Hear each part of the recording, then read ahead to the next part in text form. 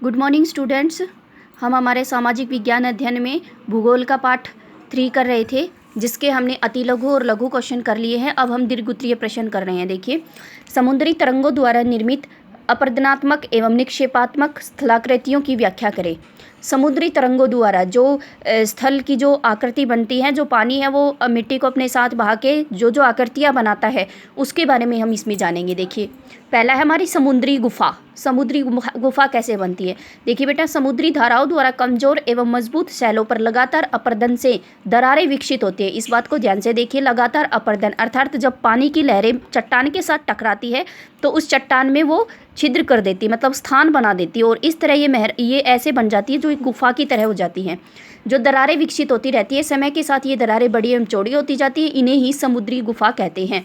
आगे देखिए, समुद्री मेहराब। जब दो गुफाएं अपरदन के कारण मिल जाती हैं, अब देखिए जैसे एक गुफा ये बन गई और एक गुफा ये बन गई, ऐसे पानी ने मार मार के इस चट्टान को बीच में से अलग कर दिया और एक गुफा का आकार दे दिया। जब इसमें से ये गुफा का ये जो स्थान है, ये भी पानी के द्वारा बार बार चोट के कारण जब ये कट के अलग हो गया तो एक मेहराब सा बन गया। ऊपर दो गुफाएं आपस में मिलकर एक छत बच जाती है, तो ये एक चट्टान का रूप लेती है, जिसे एक चाप का रूप ले लेती है, जिसे समुद्री मेहराब कहा जाता है। आगे देखिए, स्टैक। लगातार अपरदन से जब समुद्री मेहराब की छत भी गिर जाती है तब केवल दीवारें बच जाती है। दीवार जैसी इन आकृतियों को स्टैक कहा जाता है। अब देखिए, मान लो एक चट्टान थी, उसमें से 2 सुरंगें बनी, ठीक है।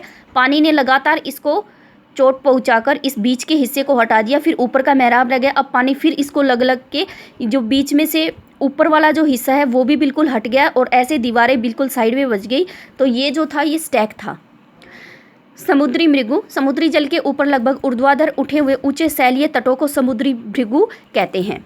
आगे देखिए, अब निक्षेपात्मक स्थलाकृतियाँ। अब ये तो थी जब पानी की चोट के द्वारा जब वो मिट्टी लेके आती है अपरदनात्मक के द्वारा। अब यह निक्षेपात्मक स्थलाकृतियाँ। समुद्र तट।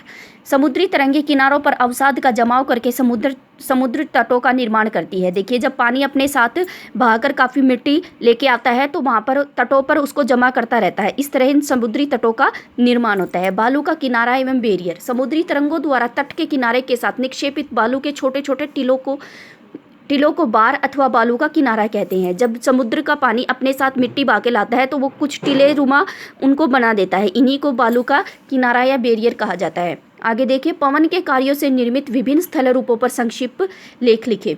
ये था समुद्री तरंगों के द्वारा बनी स्थलाकृतियाँ। अब है पवन के द्वारा, वायु के द्वारा बनी स्थलाकृतियाँ। देखिए, पवन को अपरदन का एक गौण घटक भी माना गया है। रेगिस्तान में पवन अपरदन का एक मुख्य घटक है।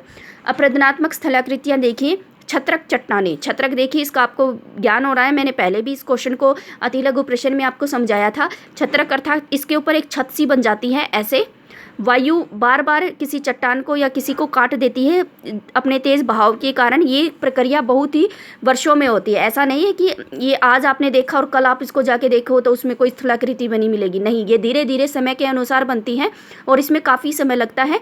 जब कोई हवा, तेज हवा चट्टान को के कणों को धीरे धीरे झटकाती रहती है और ये एक आकृति लेती है, जिसमें ऊपर छत नुमा रहती है और नीचे स्तंभ होता है। जिन चट्टानों के आधार संकीर्ण एवं शीर्ष विस्तृत होते हैं, छत्रक शैल कहलाती है। ये मशरूम जैसी होती है, आपने मशरूम देखा है ना, ऐसा कुछ होता है मशरूम। ये देखिए, ऐसा कुछ होता है, यही छत्रक शैल की आकृति होती है। आगे देखो डेमोसिल। ये कठोर एवं मुलायम चट्टानों से निर्मित चट्टानी स्तंभ होते हैं। ये चट्टानी स्तंभ होते हैं, स्तंभ की तरह होते हैं। ये बिल्कुल वायु चट्टान को काटकर एक स्तंभ के रूप में दे देती है, जिसे डेमोसिल बोलते हैं। अब आगे देखिए, निक्षेपात्मक स्थलाकृतियाँ।